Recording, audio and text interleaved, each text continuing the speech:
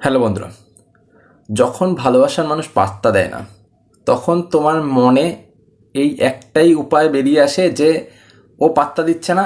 এখন আমার কাছে ইউটিউব আছে, ইউটিউবে নানান রকম লাভ অ্যাডভাইসের ভিডিও আছে, সেইগুলো দেখব।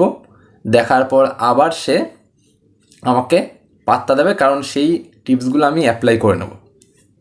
এরপর তুমি অ্যাপ্লাইও করো, কিন্তু পাত্তা দেওয়ার জায়গায় ও উল্টে আরও ইগনোর করতে থাকে। এমনটা কেন হয়, কি কারণে হয়, আজকে আমি তোমার সাথে ডিসকাস করছি। দেখো বন্ধুরা, তুমি যে ওকে পাত্তা দিচ্ছ না, ভালো কথা, পাত্তা দিচ্ছ না, এরপর তুমি ভাবছো যে ও আবার আমাকে নতুন করে পাত্তা দিতে শুরু করবে। কিন্তু ব্যাপারটা পুরো উল্টো হয়ে যায়, যে যেই তুমি পাত্তা দেওয়া বন্ধ করে দাও, ওর পেছনে করে ঘোরাঘুরি বন্ধ করে দাও, ও আরও বেশি তোমাকে ইগনোর করতে থাকে। এমনটা হওয়ার একটাই কারণ, এই যে তুমি পাত্তা ওকে দিচ্ছ না, এর বিপরীতে তুমি নিজেকে গুরুত্ব দেওয়াটাও বন্ধ করে দিচ্ছ।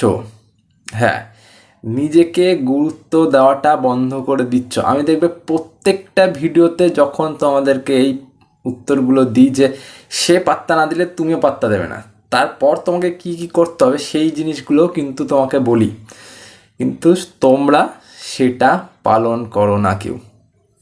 সে পাত্তা দিচ্ছে না, আমি পাত্তা দেবো না, বাদ বাকি যা যা বললাম সেগুলোর কিচ্ছু শুনলে না, শুধু ওইটুকুনি শুনলে, শোনার পর তুমি শুরু করে দিলে কাজ, পুরো নষ্ট হয়ে গেল। কি করতে হবে, তোমরা যখন কাউকে পাত্তা দেওয়া বন্ধ করে দিচ্ছ, মানে সে পাত্তা দিচ্ছে না আমিও পাত্তা দেবো না, এমন একটা মেন্টালিটি গ্রো করে নিচ্ছ, এর সাথে সাথে নিজের প্রতি কাজ করা স্টার্ট করো। কারণ তুমি এই যে পাত্তা দিচ্ছ না, কিন্তু ওর ব্যাপারে তুমি বারবার ভাবছো। তুমি বন্ধু মহলে যখন গিয়ে বসছো বা কারোর সাথে গিয়ে বসছো, ওকে নিয়ে আলোচনা করছো, ওকে নিয়ে কথাবার্তা বলছো, বা তোমার মন মেজাজ দেখে ওই মানুষটা বুঝে যাচ্ছে যে এই মানুষটা ওর জন্য কষ্ট পাচ্ছে, ওর জন্য দুঃখ পাচ্ছে। এবার সে কিন্তু গিয়ে ওকে বলে দিচ্ছে, ঠিক আছে, ও কিন্তু না কোনোভাবে জেনে যাচ্ছ। কারণ তুমি যখন পাত্তা দিচ্ছ না, তখন তুমি কাউকে না বললেও তুমি ফেসবুকে গিয়ে স্যাড স্ট্যাটাস দিয়ে দিচ্ছ, হোয়াটসঅ্যাপে স্যাড স্ট্যাটাস লাগিয়ে দিচ্ছ। এর ফলে কি, ও কোনো না কোনোভাবে জেনে যাচ্ছে, বুঝে যাচ্ছে যে তুমি ওকে ছাড়া কষ্টতে রয়েছই। এবার যখন সে 2 দিনের পরেই জেনে যাচ্ছে যে ও তো কষ্টেই রয়েছে, ব্যাস ও তখন থেকে পাত্তা দেওয়া বন্ধ করে দিচ্ছে। কি দরকার ওর পাত্তা দেওয়া? ও কি তোমার পেছন পেছন ঘুরবে? আর ঘুরবে না। আমি প্রত্যেকটা ভিডিওতে এটাই বলি যে যখন তুমি ওকে পাত্তা দেবে না, সেই সময়টুকুতে তুমি নিজের প্রতি কাজ করো। তোমরা প্রত্যেকজন এমন আছো, ভিডিও পুরো দেখো না, না দেখেই তোমরা এরকম করো, তারপরে আবার আমাকে এসেই মেসেজ করো, কমেন্ট করো যে ও তো আরও পাত্তা দিচ্ছে না, তোমার টিপস কোনো কাজেই লাগলো না। কী করে লাগবে কাজে? তোমরা কাজে লাগাও ঠিকভাবে, যে কাজে লাগবে। তোমাদেরকে নিজেদেরই কাজ করতে হবে। নিজের উপরে যদি না কাজ করো, নিজেকে আরও ভালোভাবে যদি না তৈরি করো, কেন ও পাত্তা দিতে যাবে? ও তো পেয়ে গেছে আরেকজনকে, ও ভালো থাকার রাস্তা পেয়ে গেছে, তুমি পেয়েছো? পাওনি, ওর পেছনে কিন্তু পড়ে রয়েছো। পাত্তা দেবে না এমনভাবে।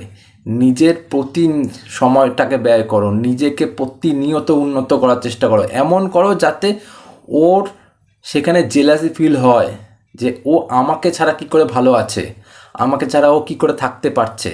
যতক্ষণ না ওর মনে এই জিনিসটা আসবে, ততক্ষণ ও কোনো দিন তোমাকে পাত্তা দেবে না, কোনো দিন ও তোমার কাছে ছুটে আসবে না। বুঝতে পারলে? তাই তোমাকে প্রথমেই ওকে যখন ইগনোর করতে শুরু করবে, তখন থেকে তুমি নিজের প্রতি কাজ করা শুরু করবে। হ্যাঁ, নিজের প্রতি আমি দুঃখী থাকবো না, আমি ভালো থাকবো, ওকে এটা বোঝাতে হবে যে আমি তোমাকে ছাড়া অনেক ভালো থাকতে পারি, তুমি জাস্ট একটা লাইফের পার্ট, আর কিচ্ছু না।